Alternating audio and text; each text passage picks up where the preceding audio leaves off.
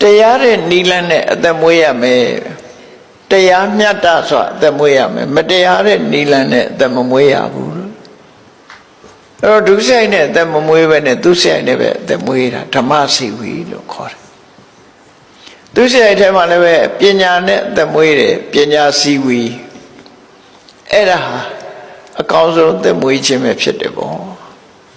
အလုံးပေါင်းလိုက်တက်ကဓမ္မစီဝီဆိုပြီးတဲ့နောက်ပြီးပြီလားဆိုအပ္ပမတ္တတာဆိုပြီးနောက်ဆုံး9ခုမြောက်မှာထပ်တယ်ရှေ့နားမှာလည်းပဲတတိမတော်ဆိုထည့်တယ်အခုနောက်ဆုံးမှာလည်းအပ္ပမတ္တရှိမှုမေးလျော့ခြင်းမရှိဘူးဆိုတာလည်းတတိထားရမယ်ဆိုတာကိုပြောတာအဲ့တော့တတိကိုနှစ်ထပ်ကွမ်းဟောတာဒီမှာဘာကြောင့်နှစ်ထပ်ကွမ်းဟောလဲခုနကတော့ဥဒ္ဒနာဝတ္တောတတိယဘာလဲအခုဒီဆိုတဲ့တတိယဘာလဲဆိုဥဒ္ဒနာဝတ္တောမှာဆိုတဲ့တတိက mindfulness ကိုပြောတာအလုံးလုံးပြီဆိုရင်အာယုဆိုင်ရမယ်နော်အမတ်တမဲ့ဘာမှမလုပ်ရဘူးအာယုဆိုင်ရမယ်အမြဲတမ်းအာယုဆိုင်အဲ့ဒါအရေးကြီးတဲ့တတိပဲအပ္ပမတ္တတာဆိုတာဘဝကိုမမေ့ရဘူးအောင်မြင်လာလို့ရှိရင်အောင်မြင်တဲ့အပေါ်မှာမေ့မနေနဲ့လို့ပြောတာနော်အကြောင်းတရားတွေကောင်းစားလာလို့အကြောင်းတရားတွေကြောင့်လူတယောက်ဟာကောင်းစားလာပြီဆိုတဲ့အခါကျတော့အဲ့ဒီကောင်းစားလာတဲ့အပေါ်မှာရှင်းမှုမေ့လျော့မှုဆိုဖြစ်လာတာအဲ့ဒီရှင်းမှုမေ့လျော့မှုမရှိရဘူးလို့အပ္ပမတ္တတာကိုပြောတာနောက်ဆုံးတတိယအပ္ပမရပဲနော်ရှင်းမှုနေလို့ရှိရင်မှားယွင်းသွားနိုင်တယ်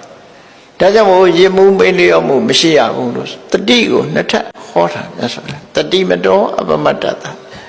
အဲ့ဒီလိုနေထိုင်တဲ့ပုဂ္ဂိုလ်မျိုးဟာတဲ့စိစိတ်ဥစ္စာ